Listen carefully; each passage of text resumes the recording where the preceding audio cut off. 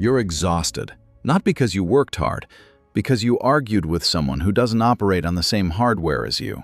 And here's what no one tells you. You just lost $359 billion. Not you personally, but the collective cost of your exhaustion multiplied across every intelligent person trying to reason with a machine that can't run the software of logic. Every time you engage workplace stupidity, you're not just losing an argument, you're bleeding 37 minutes of cognitive bandwidth. 37 minutes. That's the measured cost of a single uncivil interaction. Multiply that across 2 to 3 hours per week, and the US economy hemorrhages billions annually to this invisible tax. That's not hyperbole. That's not exaggeration. That's the economic cost of your compassion. You are literally funding stupidity with your intelligence. Schopenhauer knew this 200 years ago. He called it eristic dialectic, the dark art of winning arguments when truth doesn't matter. But here's the counterintuitive part that will redefine everything you think you know. The smartest people in the room are often the most vulnerable. Because you think logic is a weapon. It's not. It's a defense mechanism you've mistaken for a sword. And every time you deploy it against irrationality, you're draining a reservoir that was never designed for infinite use. So if you've ever felt like you're speaking a language no one understands, if you've burned calories explaining something to someone who just won't get it, the problem isn't your argument, it's your fundamental misunderstanding of what's actually happening. And that misunderstanding has a biological cost. Here's the truth about that coworker, that family member, that administrator who keeps implementing policies so absurd they violate basic logic. They're not choosing ignorance. They're running broken hardware. Schopenhauer understood what modern neuroscience has now confirmed. Human intellect isn't the driver of behavior. It's a passenger. The real operator is what he called the will, a blind, irrational force dedicated to one mission: ego preservation and dominance. Think about what this means. When you walk into a conversation armed with facts, with data, with ironclad logic, you think you're engaging in a rational exchange. You're not. You're threatening someone's ego. And the ego doesn't care about truth. It cares about survival. When you present evidence to a fool, you're not engaging in a debate about truth. You're triggering their amygdala, the part of the brain that interprets logical challenges as physical threats. Their System 1 thinking is fast, emotional, instinctual. It requires zero metabolic energy to reject your data. Zero.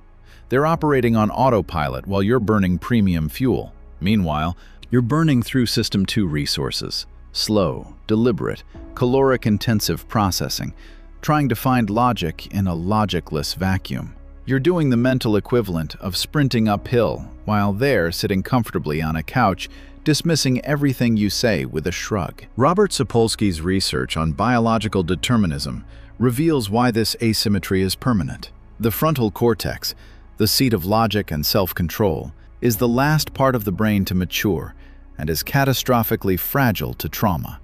For individuals who've experienced limited cognitive exposure or sustained psychological stress, this machinery is fundamentally atrophied. They think in absolutes. They cannot weigh probability or adjust worldviews based on new data because the neural architecture required for that function never properly developed. This isn't a knowledge gap you can fill with better explanations. It's a hardware failure you're trying to debug with software updates. You're trying to install Windows on a calculator and wondering why it's not working. The villain isn't the individual fool. It's the biological determinism that dictates human behavior through an unbroken chain of genetic luck, environmental conditioning, and neurological structure.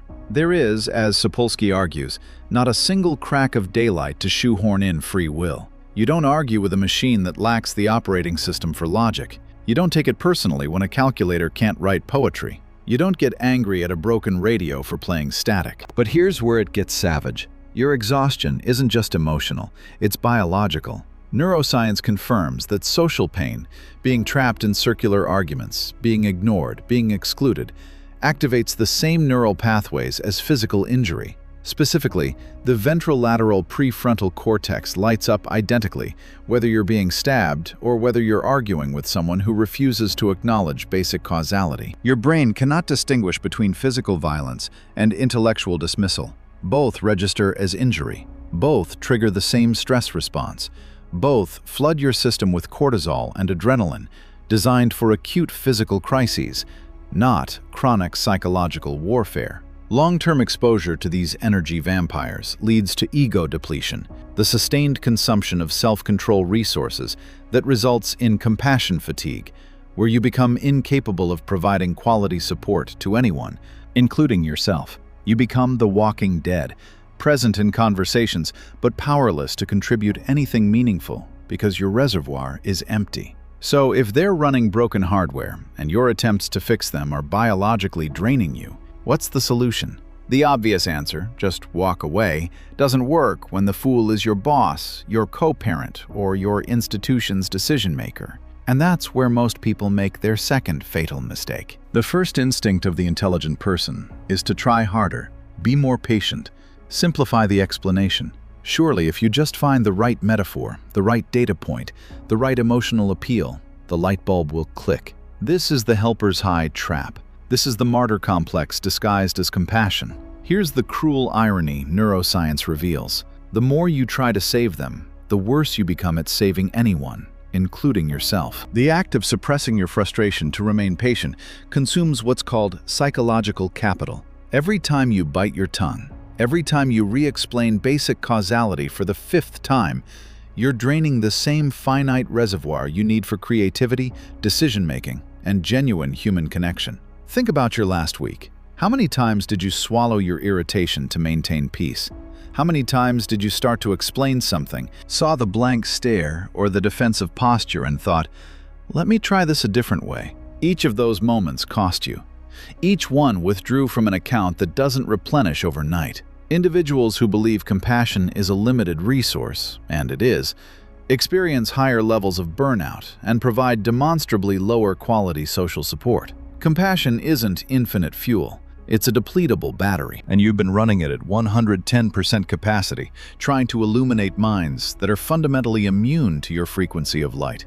You're broadcasting in FM, while they're only equipped to receive AM. The second strategy intelligent people deploy is rational self-interest. Look, this policy will hurt you too. Here's the data showing why this decision is against your own benefit. Schopenhauer cataloged this as Stratagem 35. Attack the motive. Suggest the argument is against the opponent's interest, and they'll drop it like a hot potato. Except they don't. Because you're still operating under the fatal delusion that humans are rational calculators of self-interest. They're not. The will doesn't care about long-term optimization. It cares about immediate ego validation. When you present evidence that their position is self-destructive, they don't hear helpful correction. They hear attack on identity. The amygdala interprets your logic as violence, and the limbic system floods the prefrontal cortex with defensive rationalization. You can show someone that their house is on fire, and if their identity is invested in the idea that houses don't burn, they will argue about the definition of fire while the roof collapses. They will debate the semantics of combustion while smoke fills the room. And they will feel victorious when you finally give up and leave them to burn. But here's the savage truth you need to hear, and it's going to sting. Your intelligence doesn't make you immune to stupidity. In fact, research from David Robson's work on the intelligence trap demonstrates that high IQ individuals are more susceptible to misguided thinking than people of average intelligence. Let that sink in. The smartest people in the room are often the most dangerous fools. Why? Because intelligent people possess superior analytical skills, and they use those skills not to seek objective truth, but to rationalize preferred beliefs. It's called motivated reasoning. You're not using your brain to find answers. You're using it to defend conclusions you've already emotionally committed to. You're a lawyer arguing for a client, and the client is your ego. High IQ individuals suffer from a bias blind spot. They're acutely aware of logical flaws in others, but remain categorically blind to their own cognitive distortions. You can spot a logical fallacy in someone else's argument from a mile away, but when you commit the exact same error, you're completely blind to it. You think your intelligence gives you X-ray vision. It doesn't. It gives you a mirror that only shows other people's flaws. This is compounded by earned dogmatism. Your expertise creates a sense of intellectual entitlement. You've been right so many times before that you become resistant to feedback, prone to dismissing novelty, and increasingly reliant on mental schemas that worked in past environments but are catastrophically inadequate for the unique problem in front of you. You're driving on roads that no longer exist, using a map from 20 years ago, and insisting the GPS is wrong. The data is ruthless. Intelligent people are statistically more likely to engage in substance abuse, alcohol, smoking, drugs. They face higher rates of financial crises, including mortgage defaults and bankruptcy. The engine of intelligence, if not moderated by the steering wheel of intellectual humility, drives you off a cliff or in circles of self-justification. You're going fast, but you're going nowhere. Or worse, you're accelerating toward disaster. This isn't just individual failure, it scales. The 1986 NASA Challenger disaster happened because expert leadership overrode explicit engineering warnings about O-ring failures in cold temperatures to maintain a launch schedule. Engineers said, "Don't launch. The cold will kill the O-rings." Leadership said, "We have a schedule to keep." 7 astronauts died 73 seconds after liftoff. The FBI's 2004 Madrid bombing investigation led to the false imprisonment of Brandon Mayfield because fingerprint experts were so confident in their pattern recognition schemas that they ignored evidence Mayfield had never left the United States. They were experts. They were certain. They were completely wrong. And a man lost his freedom because expertise became arrogance. Procedures must be expert-proof, not just foolproof. Because overconfidence is the native language of high-intelligence environments. The smarter the room, the more dangerous the blind spots. So, if compassion burns you out, if self-interest appeals backfire, and if your intelligence makes you vulnerable to the same traps you see in them, what's left? The answer isn't a better argument. It's a completely different game, one that Schopenhauer mapped with surgical precision 200 years ago. If logic is defenseless against stupidity, the intelligent person must abandon fair debate and adopt what Schopenhauer called the darker art, eristic dialectic. These are strategies designed not to bring parties closer to truth, but to neutralize the willfully ignorant without expending your finite caloric resources. The goal is not to be right in their eyes. The goal is to maintain absolute unhindered maneuverability while they play with the cheapest toy of their illusory victories. Schopenhauer understood what neuroscience has now confirmed. You cannot reason someone out of a position they didn't reason themselves into. The will doesn't respond to evidence. It responds to ego management. So instead of attacking their position, which triggers defensive amygdala activation, you feed the ego while strategically controlling the outcome. You give them the feeling of winning while you secure the actual win. Let me show you how this works in real life. You're in a meeting. Your boss says, "We need to cut costs by eliminating all training programs." You know this is catastrophic. You know that cutting training will lead to more mistakes, more turnover, more long-term costs. But you also know that if you say this directly, you'll be labeled difficult. You'll be the person who's not a team player. You'll be the one who always has a problem with everything. So instead of fighting, you use violent agreeability. Stratagem 24. Reductio ad absurdum. You say, "Brilliant. Let's take it further. If training is waste, why stop there? Let's eliminate onboarding entirely. New hires can figure it out. Actually, why hire anyone at all? We'll just work harder with fewer people until we're so efficient we don't exist." Your boss backpedals. "Well, I didn't mean all training. Obviously, we need some basic orientation." Congratulations. You just made them inject nuance into their own stupidity without expending a single calorie defending logic. You avoided friction, the energy fools use to feel significant. They defeated themselves. That's the game. Not to win their respect, to conserve your soul. Not to be acknowledged as right, to protect your outcome while their ego stays intact. When an opponent presents an argument immune to reason, you deploy strategic surrender. Stratagem 31. Feigned incompetence. You say, "What you're proposing is so extraordinary it transcends my poor capacity to understand it. I'm clearly not sophisticated enough to grasp the brilliance here." The fool takes this as concession, satisfying their ego. They puff up. They feel superior. Mission accomplished. For them. The observer who has 2 brain cells to rub together hears the subtext of the insult. They know exactly what you just did, and you exit the conversation having preserved your energy and maintained your dignity through irony. This is the mathematician refusing to debate a barking dog about calculus. The dog thinks it won. The mathematician goes home and solves actual equations. The ultimate expression of this strategy belongs to Sima Yi, the brilliant military strategist of China's Three Kingdoms period. His co-regent, Cao Shuang, was mediocre but powerful, and increasingly threatened by Sima Yi's competence. This is the eternal problem. When stupidity holds the keys to the kingdom, intelligence becomes a liability. In 247 AD, Sima Yi feigned illness and retired from public life. He understood that his brilliance was making Cao Shuang nervous. Nervous people with power do stupid, dangerous things. So Sima Yi became invisible. When Cao Shuang sent a spy, Li Sheng, to verify his condition, Sima Yi executed a masterclass in weaponized incompetence. He pretended to have lost his hearing, mistaking Jing province for Bing province. He coughed so violently that porridge spilled down his robes. He drooled. He trembled. He looked like death warmed over. The spy reported back. "He's a dying, pathetic old man. No threat whatsoever. You could probably blow on him and he'd fall over." Cao Shuang lowered his guard. He stopped watching. He stopped worrying. On February 5th, 249 AD, while Cao was away hunting at the Gaoping tombs, Sima Yi rose from his deathbed like Lazarus and orchestrated a military coup that secured the entire state. One day he's coughing up porridge. The next day, he's seizing control of a kingdom. He understood that intelligence is not a badge you wear on your chest.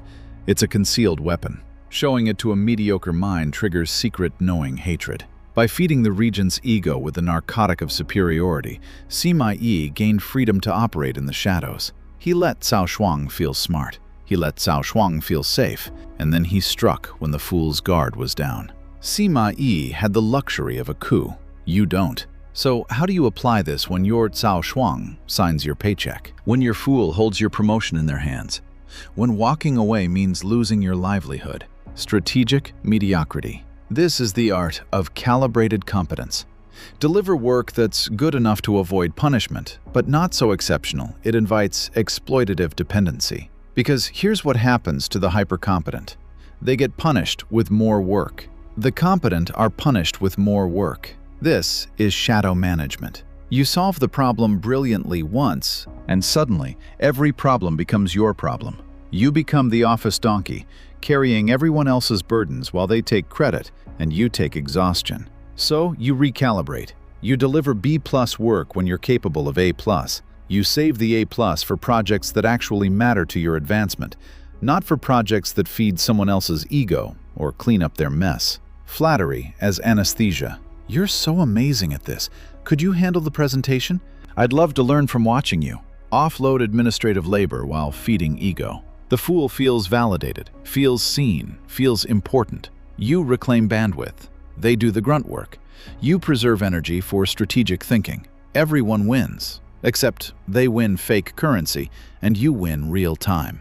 Paper trail defense. Document everything. Every warning you give, every concern you raise, every suggestion you make that gets ignored. When stupidity inevitably implodes, and it will, because stupidity always implodes, your emails prove you warned them. You're protected when the house of cards collapses. You're the prophet they ignored, and now there's a written record proving it. Expectations management.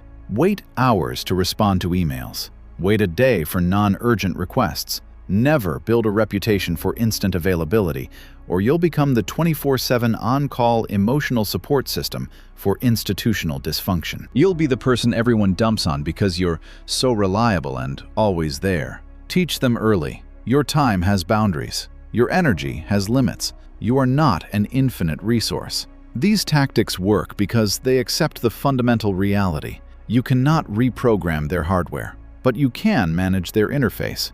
You bring an avatar to the table, a simpler, agreeable version of yourself, while your authentic intelligence operates in protected territory. This is the shift from intelligence to power.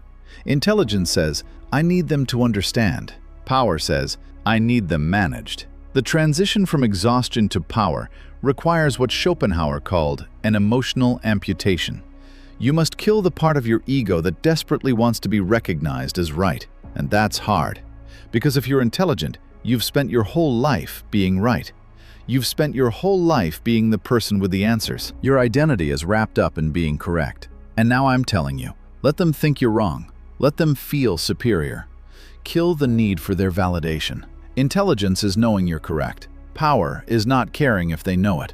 When forced to interact with irrationality, deploy the avatar, a psychological quarantine tool. This is the professional mask that protects your authentic self from contamination. EAR statements: empathy, attention, respect. I hear that you're frustrated. That sounds really challenging. I can see why you'd feel that way. This satisfies their System 1 need for validation, while your System 2 remains clinically detached, observing the machine's predictable outputs. You're a zoologist watching animal behavior. You don't get mad at the monkey for throwing feces. You just note the pattern and stay out of range.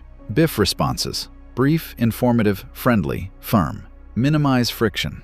No justifications, no extensive explanations, no emotional hooks they can use to pull you into their gravity well. Thanks for the feedback. I'll take that into consideration. Period. Done. No defense, no explanation, no opening for extended combat. The lion's distance. Internalize this. The lion does not lose sleep over the opinions of sheep. You are navigating a world of toddlers. Give them toys to distract them while you pour the concrete of your actual objectives. Their approval is not the currency of your success. Their understanding is not the measure of your worth. Let them play with blocks while you build empires. But before you weaponize these strategies against the world, run this mirror test on yourself, because the intelligence trap is patient, and it's waiting for you.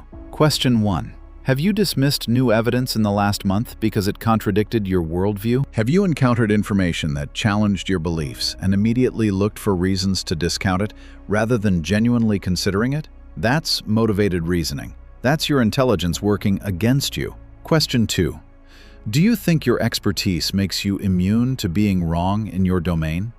Do you assume that because you've studied something for years, you've got it figured out, and anyone who disagrees is just uninformed? That's earned dogmatism. That's the trap that caught NASA leadership.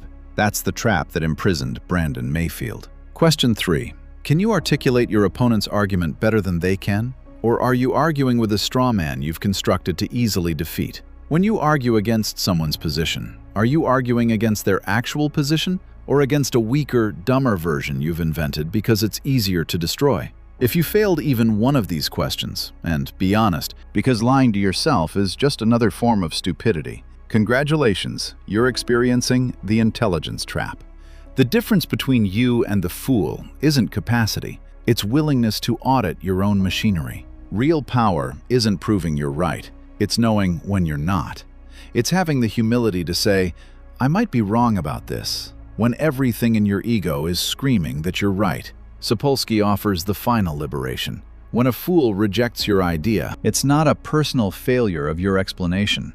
It's a misdiagnosis by a flawed machine. Their rejection says nothing about the quality of your idea. It says everything about the limitations of their hardware. Forgiveness, or indifference, is the only response that sets you free, because hatred is exhausting. Hatred consumes the very soul it seeks to protect. You cannot change the unchangeable. Ignorance is a force of nature. Treat it as you would weather. Prepare for it, navigate around it, but never expect it to conform to your preferences. You don't stand in a thunderstorm, shaking your fist at the sky, demanding it stop raining. You grab an umbrella. You find shelter. You adapt. The architect doesn't waste energy cursing the rain. The architect builds structures that thrive regardless of conditions. Your intellect is no longer a tool for their education. It's a weapon for your own elevation. The circular conversations of the world are no longer a source of depletion. They're a clinical observation of a predictable machine. You stop being surprised when the machine does what machines do. You stop being hurt when the broken radio plays static. You stop expecting the calculator to write poetry. The synthesis of Schopenhauer's euristics, Robson's intelligence trap, and Sapolsky's determinism provides what I call therapeutic darkness. The recognition that you are not responsible for fixing broken hardware. You are responsible for protecting your finite bandwidth and deploying it toward outcomes that serve your ascent. You are the steward of your own energy, and every moment you spend trying to fix the unfixable is a moment stolen from building something that matters. Keep your weapons sharp, keep them hidden, and use them only when they serve your empire of outcomes, while the fools play with the cheapest toy of their illusory victories. The architect level is reached when you stop asking, how do I make them understand? And start asking, how do I build my empire while they're distracted? That's not arrogance, that's survival. And in a world that penalizes intelligence with exhaustion, survival is the ultimate act of defiance.